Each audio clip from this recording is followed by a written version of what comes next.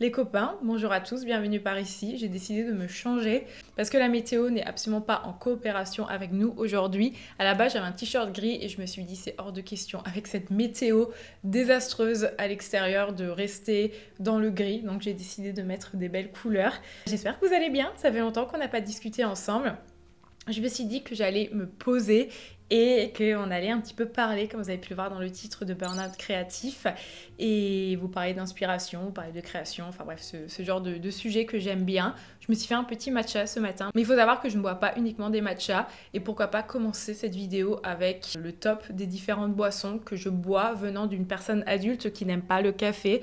J'en parle très souvent, malheureusement, je ne bois pas de café, à mon plus grand désespoir, et je sais qu'autour de moi, j'ai des gens qui s'intéressent au café, et je trouve ça trop intéressant, et j'adorerais pouvoir en boire. Et des fois je regarde des vlogs de personnes qui vont tester des cafés dans des coffee shops et je trouve ça passionnant parce qu'ils ont plein de choses à dire et malheureusement moi j'aime pas. Pour vous donner un petit peu mon niveau d'aversion au café, ça fait seulement quelques années que je suis capable de manger du tiramisu, donc c'est vraiment pour vous dire que je déteste ça. Donc lorsque tu es adulte et que tu n'aimes pas le café, qu'est-ce qu'on boit le matin? C'est une très bonne question. Tout d'abord on a effectivement du matcha.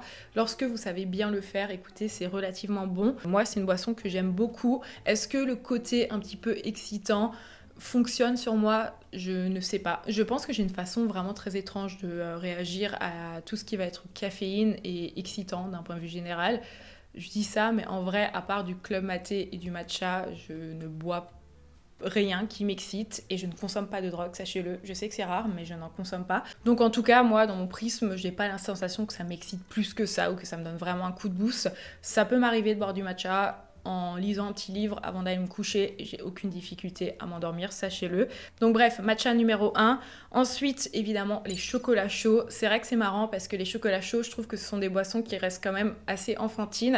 Et je trouve ça assez rare en tant qu'adulte de commander des chocolats chauds ou d'avoir des adultes autour de moi qui consomment des chocolats chauds alors qu'il y a plein de façons de le faire.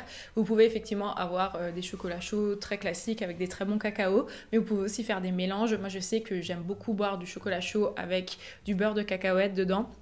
Ce que je vous conseille de faire, c'est de chauffer votre lait et de venir battre le beurre de cacahuète avec le cacao dedans directement pour que ça puisse bien se mélanger. Il y a aussi le fait d'ajouter de la cardamome à vos chocolats chauds, ça je trouve ça absolument délicieux. Sinon il y a le classique chai latte, il y a plein de préparations que vous pouvez acheter. Si vous avez des suggestions de marques, d'ailleurs je suis preneuse, j'ai terminé une marque qu'on m'avait offerte et qui était très bonne, si je la retrouve je la mettrai à l'écran, et depuis je n'ai pas de nouvelles préparations, donc si vous avez des recommandations, n'hésitez pas à m'en faire part. Sinon il y a aussi le golden latte que j'aime bien me faire, ça pour le coup je le fais moi-même parce que j'ai tous les ingrédients. Donc dans une casserole je vais mettre mon lait, je vais mettre du curcuma, du gingembre, du poivre. Est-ce qu'il y a de la cannelle? Je sais plus, je crois qu'il y a de la cannelle, enfin bref, il y a différents ingrédients, j'arrive pas à m'en souvenir. Et sinon, une boisson que j'avais bu quelques fois, je vous en ai déjà parlé dans une vidéo favori et que j'aimerais beaucoup faire à la maison. D'ailleurs, vous m'aviez suggéré une marque d'une préparation pour en faire, c'est le sésame latte. Et sinon, bien évidemment, je termine avec tout ce qui va être thé et infusion. Donc ça, c'est les boissons que vous pouvez boire lorsque vous n'aimez pas le café. On a quand même le choix, on est peut-être juste plus limité en matière de tout ce qui va avoir le côté excitant. Mais d'ailleurs, fun fact, dans mes derniers chocolats chauds, en fait, j'ai acheté un cacao et c'est seulement hier que j'ai réalisé que c'était un cacao caféiné parce qu'il y a, je ne sais plus comment ça s'appelle, mais il y a une sorte de poudre dedans qui te donne un petit peu un coup de boost. Donc voilà, c'était mes petites suggestions de boissons. Comme vous avez pu le voir dans le titre de cette vidéo, aujourd'hui on va parler de créativité et plus précisément je vais un petit peu vous expliquer ce par quoi j'ai eu la sensation d'être passée récemment, à savoir une sorte de burn-out créatif, même si je trouve le terme burn-out un petit peu fort par rapport à ce que j'ai vécu. Mais si vous me suivez sur les réseaux, vous avez pu vous rendre compte que récemment, j'ai pas été des plus actives en matière de production, ce qui en soi est aussi normal étant donné que c'est l'été et généralement en été, les gens sont peut-être moins actifs parce que la vie en fait, tout simplement, j'ai envie de te dire. Et c'est vrai que par exemple sur mon compte Instagram, mes 4 dernières publications sont des publications sponsorisées. Donc c'est vrai que même si j'en suis relativement fière et je trouve qu'elles sont très bien produites et qu'il y a un message intéressant derrière, ça reste quand même du contenu qui n'est pas le contenu, on va dire, il me ressemble, mais c'est peut-être pas le contenu dans lequel j'ai mis le plus de mes émotions. Et en fait, la raison pour laquelle j'ai pas été la plus active, c'est tout simplement parce que je suis passée par une phase de vide.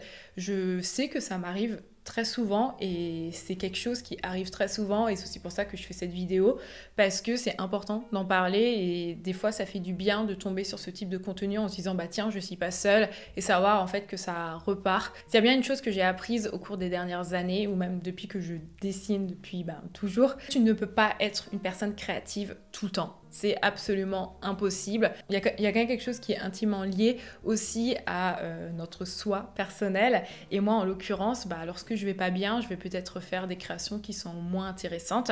Ou tout simplement, même quand ça va très bien, le cerveau est cassé. Je l'ai déjà dit plein de fois. Moi, je vois vraiment le cerveau comme un muscle. De la même façon qu'on a des périodes où on a peut-être des courbatures, il faut se poser pour reposer ses muscles.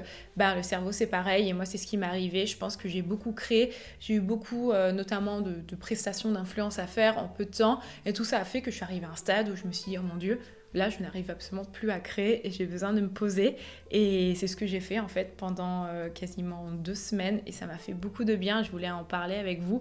Moi je suis vraiment convaincue que pour pouvoir créer et que pour pouvoir continuer à être inspirée, il faut pouvoir se permettre d'avoir des moments où on ralentit. Je suis partie en vacances là quelques temps et ça m'a fait un bien absolument incroyable. Déjà une des premières choses que j'ai faites, c'est que j'ai enlevé Instagram de mon téléphone portable. Enlever Instagram de mon téléphone portable m'a fait un bien absolument incroyable et c'est vrai que depuis que je suis rentrée, je vais quasiment plus sur Instagram et en fait pendant cette période sans réseaux sociaux, parce que j'ai aussi enlevé YouTube, déjà je n'avais absolument plus cette question de sollicitation extérieure qui m'a fait beaucoup de bien. J'avais plus non plus cette FOMO de me dire en fait des fois tu sais tu tombes sur des stories de gens qui font des choses qui fondamentalement sont mieux que dans ta vie parce que c'est comme ça et en fait t'as toujours ce petit sentiment de comparaison. Ça a dégagé aussi. J'ai passé une semaine absolument excellente. Qu'est-ce que j'ai fait? J'ai énormément lu, j'ai lu un roman, j'ai lu plein de magazines, j'ai lu quasiment tous les society. Petite parenthèse vidéo, pas du tout sponsor, mais vous savez avec mon code NEXTSTORY vous avez droit à 45 jours gratuits et vous avez notamment accès à la presse. Et moi, étant donné que je ne vis plus en France et que j'étais en vacances à l'étranger, j'ai téléchargé je ne sais pas combien de society sur mon iPad et j'ai quasiment lu que ça. Donc je vous partage cette petite astuce, je vous mettrai le code en barre d'infos. Évidemment, je ne touche pas d'argent dessus, vraiment je le partage parce que ça m'a été très utile. J'ai lu des bandes dessinées, enfin j'ai juste lu et fait d'autres choses. J'étais avec des amis, du coup on a beaucoup discuté, on allait se baigner, on a joué au Scrabble, j'ai fait plein de choses qui n'avaient aucun rapport avec ma créativité. Et le fait de n'avoir rien produit pendant quelques jours et d'avoir ralenti, ça m'a fait un bien absolument incroyable et je sens que ça a vraiment stimulé ma créativité dans le sens où aujourd'hui j'ai à nouveau envie de faire des choses comme vous pouvez voir cette vidéo. Je suis très contente à nouveau de créer du contenu sur internet. Pour le moment, je n'arrive pas trop à dessiner, c'est assez étrange. Je pense qu'on a tous ces périodes où on est un petit peu cassé et moi c'est le cas. J'ai plein d'idées d'illustrations, j'ai noté tellement d'idées. J'ai d'ailleurs fait une insomnie il n'y a pas longtemps. Non pas parce que j'avais plein d'idées, mais parce que j'avais trop dormi la veille. Mais pendant cette insomnie, à un moment, je me suis levée, j'ai écrit plein d'idées. Mais c'est juste que dessiner, je n'arrive pas trop. J'ai l'impression que tout ce que je dessine, ça marche pas. Et je sais que ça, pareil, ça demande juste quelques jours encore d'attente et qu'après, j'arriverai à nouveau à créer. Mais j'avais envie d'en parler parce qu'en vrai, c'est un vrai sujet. Et c'est aussi pour ça que j'ai appelé cette vidéo de cette façon, ralentir pour mieux créer, pour mieux s'inspirer, c'est essentiel. Tammy a d'ailleurs sorti une vidéo là il y a quelques jours à ce sujet. Vidéo dans laquelle je me suis beaucoup identifiée sur le fait qu'on a besoin de pause et que se pousser dans une forme de burn-out créatif, c'est pas la meilleure des façons en fait pour continuer à créer. J'ai commencé la phrase, j'avais plus la fin. Mais bref, j'ai eu envie de parler de ça. Ceci étant dit, faire des pauses, c'est vraiment très bien et c'est primordial. Mais je pense que nourrir son cerveau avec de l'inspiration, c'est aussi une chose qui peut nous faire du bien. Et j'ai eu envie de vous montrer ce qui m'a inspiré récemment.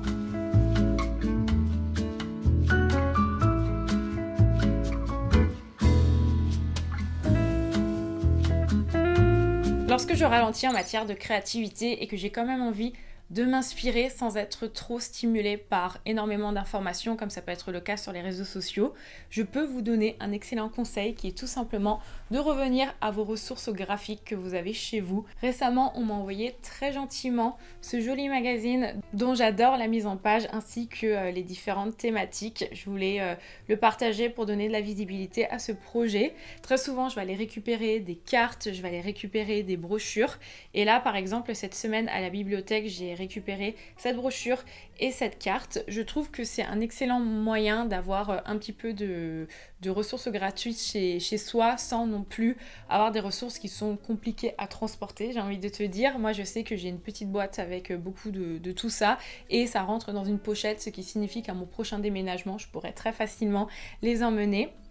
Une chose que je fais aussi, c'est que sur mon téléphone portable, j'ai un dossier qui s'appelle Inspiration. Dès que je vois quelque chose qui me plaît, je le prends en photo et donc très régulièrement, je retourne aussi là-dedans.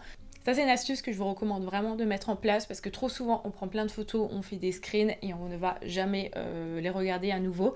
Donc, c'est intéressant parce que ça évite en fait d'aller sur les réseaux sociaux. Bien que j'adore les réseaux sociaux, il y a quand même toujours ces questions de like et de validation. Si vous voyez une illustration qui vous plaît, eh bien vous allez peut-être potentiellement regarder le nombre de likes. Vous allez peut-être voir combien est-ce que cette personne est suivie, le nombre de projets par exemple que cette personne a fait. Et je trouve que tout ce qui est ressources papier, tu n'as pas toutes ces questions et surtout ça te permet en fait de regarder, de consommer à nouveau des choses que tu as déjà vues plusieurs fois et même le voir sous un différent angle. Sinon, comme je vous disais dans l'intro, j'ai beaucoup lu de presse et j'ai découvert 2 illustrateurs qui avaient leurs illustrations dans les society justement, dont je voulais vous partager le travail. Je trouve aussi que lire la presse plus traditionnelle permet aussi de découvrir le travail de certains artistes et surtout si vous achetez ces magazines, vous pouvez par la suite également découper ces illustrations. Et je voulais terminer par un petit objet qu'on m'a offert. Mon amie Colline m'a offert ces petits stickers. Si vous me suivez, vous savez qu'il y a quelques temps, j'avais déjà acheté une première boîte qui était sur le thème des objets de supermarché. Et là, elle m'en a acheté une sur le thème des bananes. Fun fact, je n'aime pas du tout ce fruit d'ailleurs, sachez-le, à part si c'est un gâteau. Mais cela dit, j'aime énormément les petits stickers de fruits. Évidemment, si vous suivez mon travail, vous savez l'obsession que j'ai par rapport à ça. Et donc ça, c'est un petit peu pour la partie créative et tout ce que j'ai pu consommer récemment. Mais je ne peux pas terminer cette vidéo sans vous mentionner aussi le fait de prendre des pauses et arrêter de stimuler à outrance votre cerveau. Allez vous promener sans podcast, sans musique. Allez faire des activités sans rien écouter, comme par exemple des puzzles. J'ai commencé à faire un puzzle que j'ai eu pour mon anniversaire et je n'écoute absolument rien quand je le fais. Je suis dans le silence le plus total et je pense que mon cerveau me remercie par rapport à ça.